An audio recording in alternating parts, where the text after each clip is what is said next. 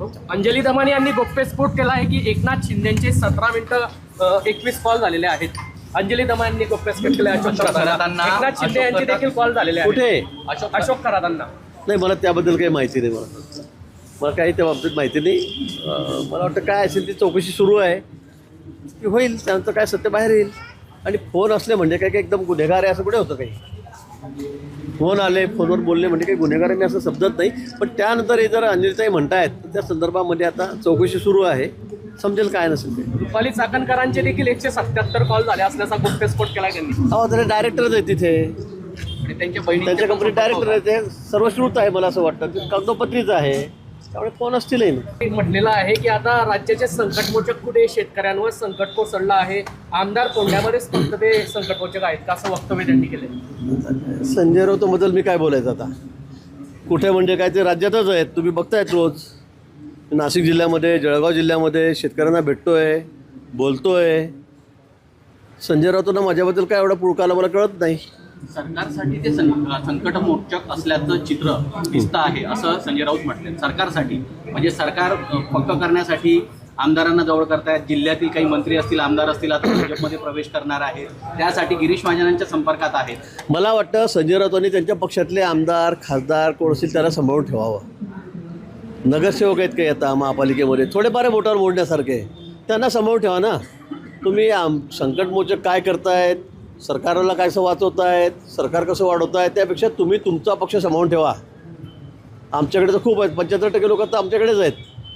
आमदारी तेवढेच आहेत, महापालिका तेवढ्या आहेत, नगरपालिका तेवढ्या आहेत, येणाऱ्या झेडपीसुद्धा आहेत, त्यात तेच होणार आहे. मला असं वाटतं की आता आपण झेडपी आपल्या कशा येतील, आपले आमदार आपल्याजवळ कसे राहतील, खासदार कसे टिकून राहतील, विशेष करून याकडे त्यांनी लक्ष द्यावं. मानपूर प्रकरणावरून एकनाथ खडसे यांनी तुमच्यावर निशाणा साधलाय. ते म्हटले आहे की शुगर आयलंटेड साखर कारखान्याचे गिरीश महाजन संचालक होते. शपथपत्रामध्ये त्यांनी ही माहिती लपवली नाही, ती त्यांची आमदारकी रद्द झाली असती कोणी जर तक्रार केली असती तर. मग करा ना म्हणा तुम्ही, खडसेंनी तक्रार करावी माझी. मी कुठे डायरेक्टर आहे, कुठे लपवलेलं आहे, कुठले पैसे लपवलेले काय, त्यांनी माझी तक्रार करावी. तुम्ही आता दररोज प्रत्येक आठवड्याला तुमची SIT होते, तुमच्यावर गुन्हे दाखल होत आहेत, ते बघा. लोकांच्या जमिनी खाऊन चाललेत, महारवताच्या जमिनी खाऊन चाललेत, हायवेमध्ये जमिनी लगेच विकत घेतात कार्यकर्त्याच्या जमिनी, तिथे झाडं लावतायत, त्यात पैसे मागतायत. भोसरीच्या जमिनीमध्ये तर तुमचं काय चाललं आहे तुम्हाला माहिती आहे. 7-8 गुन्ह्यामध्ये ते अडकलेले आहेत. रॉयल्टी 136 कोटी रुपये तुम्हाला दंड झालेला आहे रॉयल्टी चोरीमध्ये. आपण आपलं बघा ना. माझ्याविषयी तुम्हाला काही शंका असेल तर तुम्ही तक्रार करा निवडणूक आयोगाकडे.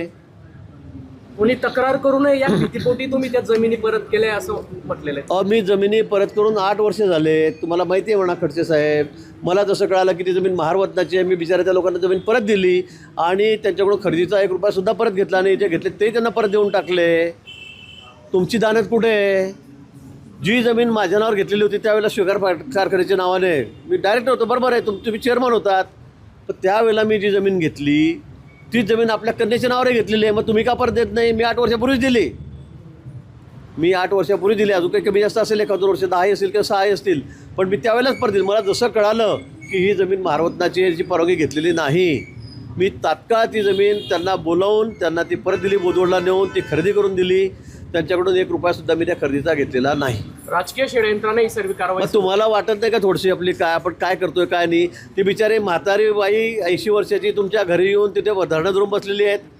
ती अंगावर राखेल घेते, ती वारंवार त्या ठिकाणी तुमच्या ऑफिसमध्ये, कलेक्टरच्या ऑफिसमध्ये फेऱ्या मारते. हां, तुमच्या नावाने एवढ्या पेपरला बातम्या आहेत, TVवर बातम्या आहेत, पण आपल्या थोडीफार जनमानाची आहे का? काहीच नाही आहे. आपण ती जमीनच धरून बसलेला आहात. द्या ना त्या गरीबाईला परत जमीन. तुम्ही जर कारखानाच काढला नाही तर जमिनी परत द्यायला पाहिजे लोकांच्या. यांनी त्या भागातल्या सगळ्या गरीब लोकांना भूलताफा मारून त्यावेळेला त्या जमिनी घेतल्या. तुमच्या मुलांना नोकरी लावतो, तुम्हाला असं करतो, तुम्हाला तसं अशी प्रलोभनं दाखवली. कारखाना झालाच नाही. मी डायरेक्टर आहे, माझं म्हणणं की त्या सगळ्या जमिनी त्या लोकांना परत द्या. तुमचं काय तिथे त्या परत द्यायला पाहिजे त्या लोकांना. ते गरीब लोक आहेत सगळे. शिवसेना शिंदे गटाचे जे आमदार आहेत, मग ते एरंडोलचे असतील, पारोळ्याचे असतील, मुक्ताईनगरचे असतील, हे सगळे भाजपचे म्हणजे गिरीश महाजन यांच्या संपर्कात आहेत आणि तिकडे जाण्याची शक्यता वर्तवली जाते. संपर्कात आम्ही रोजच असतो. मी कुठे म्हणतो की संपर्कात नाही म्हणून. आम्ही रोजच एकमेकाशी बोलतो, अडीअडचणी समजून घेतो. मी मंत्री आहे जिल्ह्याचा, आहे ना. काही काळानंतर तुम्हाला असं का वाटतं? तुम्ही तुमच्या, आम्ही तर कोणी कोणाला आम्ही कडून घेणार नाही, पण तुमचे लोक तुम्ही सांभाळून ठेवा. जे मूठ भरगदी बोटावर मोडण्या एवढे आमदार आहेत ते सांभाळून ठेवा. पण खासदार आहेत ते कुठे चाललेत आज ते जरा तपासून बघा. ते तपासून बघा ना. आपण आपलं झाकून ठेवतो आणि दुसऱ्याचं वाकून बघताय. हो काही आहे का राष्ट्रवादी आणि सेनेचे आमदार येणार असं काही संजय राऊत म्हणतायत. 25-25 आमदार दोघांकडचे भाजपामध्ये प्रवेश करणार. मी सांगतो की आम्ही तर कोणी एकमेकाचे आमदार खासदार घेणार नाही, पण तुम्ही तुमचे आमदार खासदार सांभाळून ठेवा. संजय राऊत, तुमच्या या अशा बडबडीमुळे, वाजपाड बडबडीमुळे तुमच्याकडे कोणी राहायला तयार नाही. त्या सगळ्या बिचारा ठाकरे सेनेचं जे सगळं उद्धवजीच्या सेनेचं 12 वाजवण्याचं काम तुम्ही केलेलं आहे. कोण राहिलं तुमच्याकडे आता? जे ते पण लाईनीमध्येच आहेत, वाटच बघतायत. तुम्ही आमचं इकडून कोण येतं आहे, दादा गटाकडून, शिंदे साहेबांकडून, त्यापेक्षा तुम्ही तुमचे लोक सांभाळून ठेवा. जी थोडीफार इज्जत राहिलेली आहे ती सांभाळून ठेवा ना. महापालिकेमध्ये तुमचे कॉर्पोरेटर आहेत थोडे ते सांभाळून ठेवा. आणि आता ते तुमच्याकडे राहण्याच्या मनस्थितीत नाही. तुमच्या सगळ्या बाष्पळ बडबडीला ते कंटाळलेले आहेत.